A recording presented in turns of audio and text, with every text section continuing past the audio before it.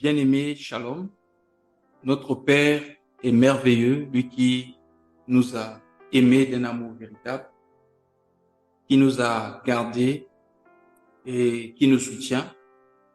Sa parole déclare qu'il soutient toutes choses par sa parole puissante. Donc, si nous sommes ce que nous sommes aujourd'hui, ce n'est pas parce que nous avons mangé, ce n'est pas parce que nous nous sentons en sécurité. Et bien-aimés dans le Seigneur, c'est parce que Dieu nous aime. Et son amour est infini. Voilà pourquoi dormir et se réveiller n'est pas un acquis, mais c'est une grâce. C'est pourquoi nous devons apprendre souvent à dire merci au Seigneur pour ce qu'il est et pour ce qu'il fait dans notre vie. Alors ce soir, nous allons continuer notre enseignement sur la prière et nous aurons comme sous-thème « Nous devons pardonner de tous nos cœurs ».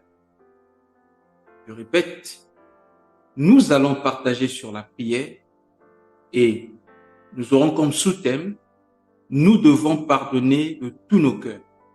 Alors très rapidement, nous allons prendre Matthieu chapitre 6 et nous lirons du verset 12 au verset 14. La Bible dit ceci. « Pardonne-nous nos offenses, comme nous pardonnons aussi à ceux qui nous ont offensés. Ne nous induis pas en tentation, mais délivre-nous du mal, car c'est à toi qu'appartiennent dans tous les siècles le règne, la puissance et la gloire. Amen. Si vous pardonnez aux hommes leurs offenses, votre Père céleste vous pardonnera aussi. Mais si vous ne pardonnez pas aux hommes, votre Père ne vous pardonnera pas non plus vos offenses. Amen. Donc, bien-aimés, c'est très important que nous, en tant qu'enfants de Dieu, nous comprenions l'importance du pardon. Le pardon est très capital parce que, bien-aimés, notre attitude envers les hommes créés à l'image de Dieu sera influencée, ou plutôt, je vais retourner cela, la façon dont Dieu nous considère sera bien aimé. Dieu nous considère, va nous considérer la même façon que nous considérons les hommes. C'est-à-dire, le traitement que nous infligeons aux hommes sera bien aimé, semblable au traitement que Dieu va nous infliger. Voilà pourquoi la Bible dit, pardonne-nous, c'est-à-dire au présent, comme nous pardonnons continuellement à ceux qui nous offensent, ou comme nous avons pardonné dans le passé à ceux qui nous ont offensés. Donc, lorsque nous nous approchons de Dieu pour demander pardon, nous devons nous rassurer que nous-mêmes nous avons pardonné à tous ceux-là qui nous ont offensés. Or, malheureusement, nous constatons souvent le contraire.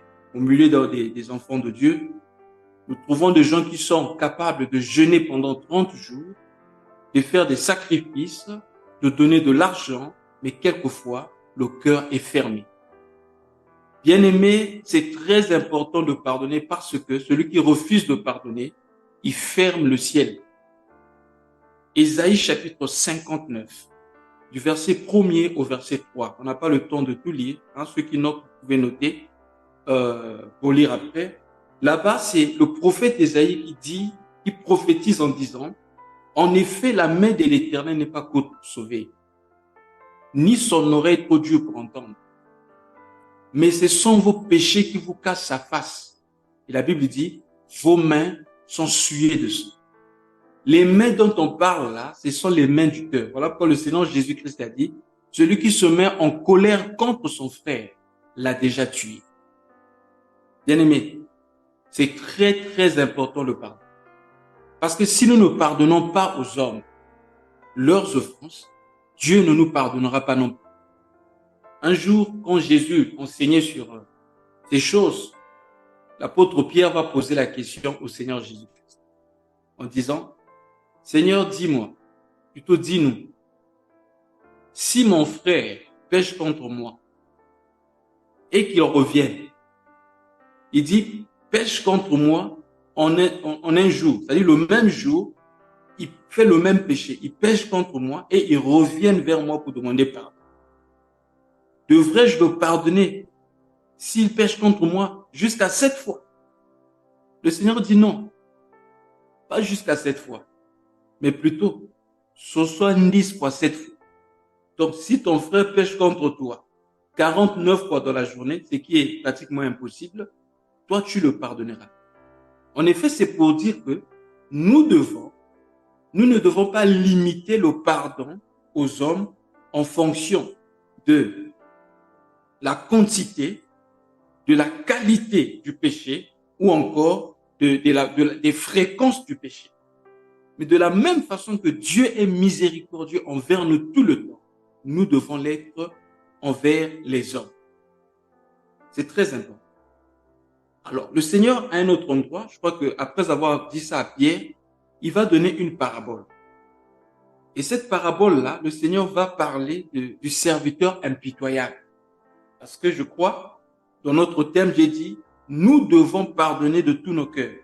Par rapport à cette parabole, nous allons comprendre l'importance. Parce qu'on peut penser qu'on a pardonné, mais quelquefois, on n'a pas pardonné de tout son cœur. Donc, il y a pardonné et pardonner de tout son cœur. Dans Matthieu chapitre 18, nous allons prendre à partir du verset 21 jusqu'au verset 35. C'est une longue lecture. Nous allons aller pas à pas et nous allons certainement sauter certains versets pour aller plus vite. Alors, c'est ce que je venais de dire, à partir du verset 21, c'est la question que Pierre avait posée. Et à partir du verset 24, verset 23, je lis, la Bible dit, bon, pour plus de compréhension, c'est mieux que je commence à partir du verset 21. Alors Pierre s'approcha de lui et dit, Seigneur, combien de fois pardonnerai-je à mon frère lorsqu'il péchera contre moi? Serait-ce jusqu'à 7 fois? Jésus lui dit, je ne te dis pas jusqu'à 7 fois, mais jusqu'à 77 fois, 70 fois 7 fois, donc 49 fois. C'est pourquoi le royaume des cieux sera semblable à un roi qui voulut faire rendre compte à ses serviteurs. Quand il s'est mis à compter, on lui amena un qui devait 10 000 talents. Comme il n'avait de quoi payer, son maître ordonna qu'il fût vendu, lui, sa femme, ses enfants et tout ce qu'il avait, et que la dette fût acquittée. Le serviteur, se jetant à terre, se prosterna devant lui et dit, Seigneur, aie patience envers moi, et je te paierai tout. Ce serviteur, ému de compassion, le maître de ce serviteur le laissa aller et lui remit sa dette. Après qu'il fut sorti, ce serviteur rencontra un de ses compagnons qui lui devait 100 deniers. Il le saisit et l'étrangla en disant, paie ce que tu me dois. Son compagnon, se jetant à terre, le supplia, disant, aie patience envers moi, je te payerai. Mais l'autre ne voulut pas, et il alla le jeter en prison jusqu'à ce qu'il lui paye ce qu'il devait. Ses serviteurs, ayant vu ce qui était arrivé, furent profondément attristés, et ils allaient donc raconter à leur maître tout ce qui s'était passé. Alors le maître fit appeler ce serviteur, lui dit, méchant serviteur, je t'avais remis en entier ta dette, parce que tu m'en avais supplié. Ne devrais-tu pas aussi avoir pitié de ton compagnon, comme j'ai eu pitié de toi? Et son maître, irrité, le livra au bourreau jusqu'à ce qu'il eût payé tout ce qu'il devait. Écoutez bien le verset 35, c'est notre verset clé. C'est ainsi que mon Père céleste vous traitera si chacun de vous ne pardonne pas à son frère de tout son cœur. Oh bien-aimé dans le Seigneur. Ça, c'est un sujet très important. Pourquoi je dis que c'est important? Parce que par expérience, j'ai vu que plusieurs vies étaient bloquées seulement à cause du manque de pardon. Bien-aimé dans le Seigneur. Revenons un peu à l'histoire de ce serviteur impitoyable. On dit que le maître, quand il appela ce serviteur, qui lui devait 10 000 talents, il lui dit, remets ma dette Le serviteur, la Bible dit, il s'est jeté à terre. C'est-à-dire, il s'est humilié, il s'est prosterné devant le maître. Il dit, aie pitié de moi. Aie patience, je vais te rembourser. Le maître a eu compassion de lui. Il dit, non, ça ne sert même pas de rembourser. Vas-y, j'élimine totalement ta dette. Et je rappelle ici que cet homme-là devait à son maître 10 000 talents. Et lorsqu'il sort, il croise son ami, son compagnon, qui lui devait combien? 100 deniers. Et qu'est-ce qu'il a fait? Il a jeté l'autre en prison. Alors que lui, on devait le jeter en prison. Il a supplié le maître, on a eu pitié de lui, mais il n'a pas eu pitié de l'autre. J'aimerais ici, bien aimé, faire la conversion pour que nous puissions avoir une idée de ce que ça représente. 10 000 talents, en effet, égale à 25 millions. 10 000 talents. Hein? Parce que ça, c'est la conversion. Je suis en train de convertir en euros. Parce que 12 talents égale à 30 000 euros. Donc, si 12 talents égale à 30 000 euros, ça veut dire quoi? Pour avoir 10 000 talents, il faut multiplier, c'est-à-dire il faut faire la règle de 3, ce qui va donner, bien aimé, autour de 25 millions d'euros. Et son denier représente 500 euros. Bien aimé, je ne sais pas si vous imaginez ça. Son denier représente 500 euros. Pour ceux qui sont dans la zone francophone, par rapport au franc CFA, 25 millions d'euros égale à 16 milliards 250 millions de francs CFA. Donc, cet homme-là, pour ceux qui sont en Europe, ceux qui utilisent l'euro, il devait 25 millions d'euros. Pour ceux qui sont, ceux qui utilisent le CFA, il devait autour de 16 milliards 250 millions de francs CFA. Et son ami, son compagnon lui devait son denier qui équivaut, bien aimé, à 500 euros. En CFA, c'est autour de 325 000 francs CFA. Donc, vous imaginez 16 milliards 250 millions face à 350 000 francs CFA. Son denier était à peu près le salaire qu'on donnait.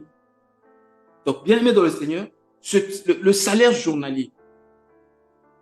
Donc, ça veut dire que cet homme-là, même s'il avait décidé de rembourser l'argent par rapport au SMIC, le salaire minimal de l'époque en Israël, même le plus gros salaire, il était impossible. Il ne pouvait pas, bien aimé, atteindre les 16 milliards 250 millions de toute sa vie. Ça veut dire que pour lui, pour rembourser cette dette, il devait peut-être travailler pendant au moins 200 ans. Ce qui était impossible, ça veut dire que si cet homme-là était jeté en prison, c'était sûr et certain qu'il devait mourir en prison et laisser la dette. Voilà pourquoi vous avez constaté ici que le roi avait dit quoi? Qu'on le jette lui en prison, sa femme et même ses enfants et même ses petits-enfants. Ça veut dire que si le roi avait considéré cette dette, pour que la dette soit bien aimée, totalement payée, il fallait que la dette soit payée jusqu'à même à la 4e génération. Vous comprenez ça? Dieu dit, la Bible dit, il maudit jusqu'à la 4e. Ceux qui ne l'aiment pas, la malédiction descend jusqu'à la 4e génération. Donc, c'était jusqu'à la 4e, peut-être 6e génération qu'on pouvait épuiser cette dette. Mais le roi a eu pitié de lui. Au lieu d'avoir pitié de l'autre, il dit non, non, non. Moi, je ne peux pas supporter cela. Ce qu'il m'a fait, c'est trop grave. Il doit être jeté en prison. Oh, bien-aimé. Souvent, c'est comme ça que nous réagissons, nous les hommes. Lorsqu'on nous fait quelque chose, on oublie que, bien-aimé, pendant toutes tes années de vie, tu n'as fait que pécher. Et malgré tes péchés, Dieu a eu pitié de toi. Mais toi, tu ne peux pas avoir pitié de l'autre. Bien-aimé, faisons très attention. Le manque de pardon ferme le ciel. Et si tu meurs, étant rancunier, si tu meurs sans pardonner à quelqu'un, sache que, bien-aimé, ta place, c'est l'enfer. Bien-aimés dans le Seigneur. Savez-vous que le manque de pardon peut ouvrir une porte au démon? Quand nous lisons dans Éphésiens chapitre 4, c'est pas moi, c'est la Bible qui le dit. Dans Éphésiens chapitre 4, du verset 26 au verset 27, je vais lire sur la version Semeur. Qu'est-ce que la Bible dit? Éphésiens chapitre 4. Éphésiens chapitre 4, verset 26 à 27, voici ce qui est écrit. Mettez-vous en colère, mais ne commettez pas de péché. Que votre colère s'apaise avant le coucher du soleil. Ne donnez aucune prise au diable. Dans d'autres versions, on dit, ne donnez pas accès au diable ou au démon. Frère, celui qui refuse de pardonner a ouvert une grande porte au démon dans sa vie. Voilà pourquoi certaines personnes ne peuvent pas expérimenter la guérison, quelquefois au niveau de l'âme, quelquefois au niveau de leur corps, simplement parce qu'elles ne veulent pas pardonner. Oh, bien-aimés dans le Seigneur, je vais vous donner le témoignage d'une femme. Elle est rwandaise. Cette femme-là, son papa était un grand boss au Rwanda. Son papa avait beaucoup d'argent. Un jour, son papa va inviter un de ses oncles paternels chez eux, en ville, à Kigali. Et quand ce type est arrivé, il a commencé à convoiter les biens de leur père. Et comme c'était un sorcier, il a ensorcelé leur père. Il a tué leur père. Et vous savez, quelquefois, comme cela se passe généralement dans certains pays africains, la majorité même, lorsque l'homme meurt, on chasse la femme et les enfants comme si les enfants ne leur appartenaient pas parce qu'ils veulent rester avec l'héritage. Ils ont chassé leur mère et leur frère. Et comme cette femme-là, elle était un peu dans le business, elle avait l'argent, c'est elle qui commençait à soutenir sa maman et ses frères. Et leur oncle sorcier là va aller plus loin. Il va envoûter cette sœur en lui donnant, bien aimé, le sida spirituel. On trouvait qu'elle avait le sida. Elle maigrissait. Bien aimé, elle était très malade. À tel point qu'elle a dépensé tout l'argent qu'elle avait. Tout l'argent qu'elle avait. Et c'était la galère. Elle va se retrouver maintenant, bien aimé, à Kinshasa, auprès d'une de ses copines avec qui elle était dans les affaires. Bien aimé, elle attendait sa mort. Elle avait maigri, bien aimé, c'était ses derniers jours. Et un jour, pendant qu'elle était à l'hôpital, Dieu va permettre qu'un des frères soit aussi hospitalisé avec elle. Et quand un évangéliste est parti là-bas avec un groupe pour prier pour leur frère qui était hospitalisé, elle était aussi à côté. Et son lit était en face. Ils sont allés, ils ont vu leur frère, ils ont prié. Et quand ils sont sortis de là, l'Esprit, le Seigneur a interpellé l'évangéliste, il dit, repars là-bas. Regarde, en face, il y a un lit. Il y a ma fille qui est là. Va là-bas, tu vas lui parler du pardon. L'évangéliste est reparti dans la même salle. Quand il arrive là-bas, il dit à la femme, en tout cas, moi, je ne vous connais pas. Vous nous avez vu, on est venu prier pour ce frère-ci. Mais le Seigneur m'a dit de revenir ici, de vous parler du pardon. Et bien aimé, ce jour-là, il avait pris Matthieu chapitre 5. Je te recommande aussi de lire ce passage, de méditer sur ça. Matthieu chapitre 5, versets 23 à 24, où il est écrit, si tu es debout faisant ta prière, et là, tu te souviens que quelqu'un a quelque chose contre toi, ne fais pas de sacrifice. Va d'abord te réconcilier avec ton frère et moi. Bien aimé, dès qu'il a parlé de cela, dès qu'il a commencé à exhorter, cette femme a commencé à pleurer.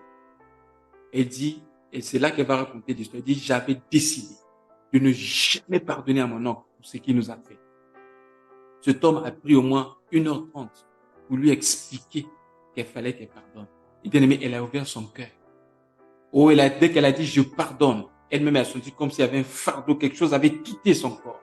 Et quand ils ont prié, c'était qu'une formalité. La clé de sa guérison, bien aimée, c'était le pardon. Le lendemain, elle a fait le test, elle n'avait plus le sida. Une semaine après, le corps a commencé, bien aimé, à se refaire. Elle a grossi, bien aimé. La maladie est partie. Et elle est repartie, bien aimée, à Kigali. Elle est repartie voir leur oncle. Elle dit à son oncle, je ne suis pas venu pour réclamer nos biens, parce que je sais que nous sommes venus nus sur terre. Nous allons quitter la terre nue. Mais je suis seulement venu pour te dire que j'étais en colère quand j'avais décidé de ne jamais te battre jusqu'à ma mort. Mais j'ai écouté la parole et j'ai compris que malgré ce que tu nous as fait, je te pardonne de tout mon cœur. Elle est partie. Bien-aimé dans le Seigneur. Cette parole a touché l'oncle sorcier. Le sorcier est parti à l'église où priait cette sœur. Il est parti confesser et il a laissé la sorcière. Vous voyez ce que le pardon fait? Bien-aimé, le pardon est une puissance qui libère. Aujourd'hui, certains couples ne marchent pas. Les choses ne marchent pas dans les couples. Les choses ne marchent pas dans la famille parce que les gens ont des problèmes dans leur cœur. Et comment le savoir? Vous avez déclaré que vous avez pardonné. Mais oui, la Bible dit que l'amour couvre une multitude de péchés. Je crois que c'est dans Proverbes chapitre 17, 9 ou 9, 17. Mais pourquoi est-ce que lorsqu'un problème surgit, tu les rappelles dans tes discours? La Bible dit, celui qui rappelle les fautes dans ses discours divise les âmes. Oh bien-aimé dans les âmes. Peut-être que tu es là, tu écoutes ce message. Ce message est... Tu as pensé que tu avais pardonné. Mais en réalité, dans ton cœur, c'était une formalité. Tu n'as pas vraiment pardonné. Et Dieu t'interpelle, t'appelle à pardonner. Quel que soit ce qu'on t'a fait, bien-aimé dans le Seigneur. Je sais que le pardon n'est pas humain. C'est Dieu qui nous donne la capacité de...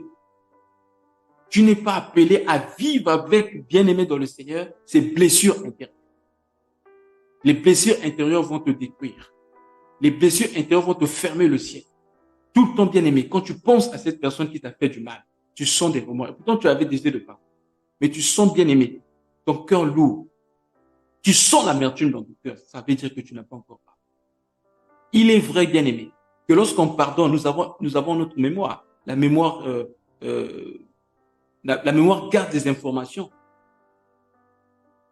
La pensée de ce que, bien-aimé, ce qui s'est passé dans notre vie. De l'offense peut-être, mais devons nous rassurer que notre cœur n'est plus tourmenté. On ne sent plus la douleur dans son cœur. Bien-aimé, je vais te dire quelque chose. Comment savoir qu'on n'a pas pardonné de tout son cœur? Voici un test facile. Quand quelque chose de bien arrive à cette personne qui t'avait offensé, que tu avais déclaré pardonner, est-ce que c'est la joie qui monte dans ton cœur? Ou bien aimé, une pensée négative? Ou quand quelque chose de mal arrive à cette personne, est-ce que tu compatis? Ça te fait aussi mal parce que la Bible dit pleurer avec ceux qui pleurent, réjouissez avec ceux qui se réjouissent. Ça veut dire quoi? Si quelque chose de bien arrive à quelqu'un et que je suis incapable de réjouir avec cette personne, c'est que j'ai quelque chose dans mon cœur contre cette personne. Si quelque chose de mauvais arrive à cette personne, dans mon cœur, j'ai l'attitude du genre, c'est bien, il fallait que cela lui arrive pour qu'il apprenne à vivre. Bien aimé, ça veut dire que j'ai encore la colère dans mon cœur. Le pardon, bien aimé, c'est une force qui libère. Souvent, le monde considère le pardon comme une faiblesse. Mais en réalité, c'est une force. Quand tu pardonnes, tu libères pas seulement la personne, mais tu te libères toi-même. Mais quand tu refuses de pardonner, bien aimé, tu te mets toi-même dans une crise. C'est même l'une des conditions dans la prière. On aura le temps peut-être d'en partager la prochaine fois. Mais je vais vous donner 2 passages que vous allez méditer. Méditez sur 1 Timothée chapitre 2 verset 8 et prenez aussi Marc chapitre 11 du verset 24 au verset 26. Dans Timothée, la Bible dit, je désire que les hommes prient en tout temps, mais en élevant vers Dieu les mains pures, sans colère, ni mauvaise pensée. Et dans Marc, la Bible dit, si tu es debout, je vous dis que si vous avez la foi, vous direz à cette montagne, ôte-toi de là, jette-toi dans la mer, et la montagne vous obéira. Mais si tu es debout, faisons ta prière. Tu te souviens que tu as quelque chose contre quelqu'un, ou quelqu'un a quelque chose contre toi, pardonne, afin que votre Père pardonne, afin que ton Père qui est dans le ciel te pardonne aussi. Voilà que la Bible nous parle de pardonner de tout son cœur. Oh, bien-aimé dans le Seigneur. Ça ne sert pas de survoler. Ça ne sert pas de survoler. Il y a beaucoup de problèmes comme ça dans certains couples, dans beaucoup de couples, à cause de ça. Le problème arrive, au lieu de régler le problème, on survole, on fait comme si on a oublié. Et bien aimé, je vais nous rappeler quelque chose. Le Seigneur Jésus-Christ est l'agneau de Dieu qui ôte le péché. La différence entre l'animal qu'on sacrifiait sous l'ancienne alliance, c'est que bien aimé, on mettait le sang sur le propitiatoire. Le propitiatoire, c'est le couvercle. Donc l'agneau des hommes, l'agneau des Lévites, bien aimé, c'était bien aimé sur le propitiatoire couvrait simplement le péché. Voilà pourquoi chaque année, on avait besoin, bien aimé, de faire le Yom Kippour, le sacrifice le jour du grand pardon, on faisait ce sacrifice qui rappelait le péché. Mais notre Seigneur est l'agneau de Dieu, pas qui couvre le péché, mais qui ôte le péché. Ça veut dire quoi? Quand il y a un problème, il est mieux d'en parler, de vous pardonner et de continuer. Ne faites pas semblant comme si rien n'était bien aimé dans le Seigneur. Ça sera des épines que vous êtes en train de planter dans votre couple, dans votre relation. Que ce soit dans la relation entre frères et sœurs, la relation entre frères dans l'église. J'ai vu ça dans des églises. Des frères qui prient ensemble, des frères qui chantent ensemble, qui exercent ensemble, mais qui ne s'entendent pas. Oh non, moi, avec un tel, le courant ne passe pas. Bien aimé, ça, c'est pas le Saint-Esprit. Si nous avons le Saint-Esprit, nous sommes unis, bien aimés, par l'amour de Dieu. Pourquoi on s'appelle frère? Parce que nous avons un seul esprit et nous sommes unis. Le manque de pardon, bien aimé, vient créer des murs entre nous. Voilà pourquoi. Quand il y a un problème, c'est mieux d'en parler, de le régler et de continuer. Et non pas, bien aimé, faire comme si de rien n'était. Je vais vous donner un exemple pour clôturer. L'exemple de David. Je crois dans 2 Samuel chapitre 18, si je ne me trompe pas, pendant que David était en train de fuir, parce que son fils s'était levé contre lui, son fils Absalom. Et pendant que David fuyait avec ses soldats, il y a eu un homme de la maison de Saül, qu'on appelait Shimei. Cet homme-là est sorti et il a commencé à maudire le roi, en jetant la poussière et en jetant même les pierres sur le roi. Le roi était avec, la Bible dit que le roi marchait avec ses hommes, ses vaillants soldats. Et l'un des soldats qu'on appelait, je crois, le fils d'Abishai, il dit, comment ce chien peut maudire le roi? Laisse-moi, je vais couper sa tête. Mais David, à cette époque, il était faible, dit non. S'il me maudit, certainement c'est Dieu qui lui a dit maudit David. Peut-être qu'en faisant ça, Dieu aura pitié de moi. David semblait l'avoir pardonné. Mais bien aimé dans le Seigneur, lorsque David est revenu au pouvoir, lorsqu'il s'est installé, la Bible déclare, au moment où David allait mourir, il donnait des instructions à son fils Salomon. Au lieu de prendre même ce temps-là pour conseiller Salomon au sujet du comportement qu'il devait avoir face aux femmes, comment diriger le royaume, mais bien aimé, la dernière parole qui est sortie de la bouche de David, bien aimé dans le Seigneur, montra, quelle était l'attitude, le cœur. Attendez, je vais rapidement retrouver ça. C'est dans un roi, regardez. Dans un roi chapitre 2, la dernière parole de David avant de mourir. Oh, je ne sais pas que ce soit notre cas, frère. La dernière parole. Dans un roi chapitre 2, je vais lire le verset 8 jusqu'au verset 10. Écoutez. Voici, tu as près de toi Shimei, fils de Gera, benjamite, de Bakurim. Il a prononcé contre moi des malédictions violentes le jour où j'allais à Manahim. Mais il descendit à ma rencontre vers le Jourdain et je lui ai juré par l'Éternel en disant, je te ferai point mourir par le paix. C'est-à-dire que je t'avais pardonné. Il avait dit le pardon. Verset 9. Maintenant, tu ne le laisseras pas impuni, car tu es un homme sage et tu sais comment tu dois le traiter. Oh bien-aimé, il exhorte son fils à tuer. Regardez. Tu feras descendre ensanglantés ses cheveux blancs dans le séjour des morts. Le verset 10, David se coucha avec ses pères. Voilà. La dernière parole qui sort de sa bouche avant sa mort, ce n'est pas une parole de bénédiction, bien-aimé, mais c'est une parole de vengeance. Tu dois tuer Shimei. Ça veut dire quoi? David n'avait pas pardonné de tout son cœur. Bien-aimé dans le Seigneur, je ne sais pas ce qu'on t'a fait. Peut-être que c'est trop grave. Tu ne vois pas comment pardonner à cette personne. Mais je vais te rassurer d'une chose. La Bible dit, si le sang des taureaux et des boucs répandu sur le corps apportait la purification de la chair, mais le sang de Christ qui a été versé peut purifier nos cœurs des œuvres mortes afin que nous servions le Dieu vivant. Hébreux chapitre 9, 13 à 14. Jésus-Christ est capable de nettoyer ton cœur.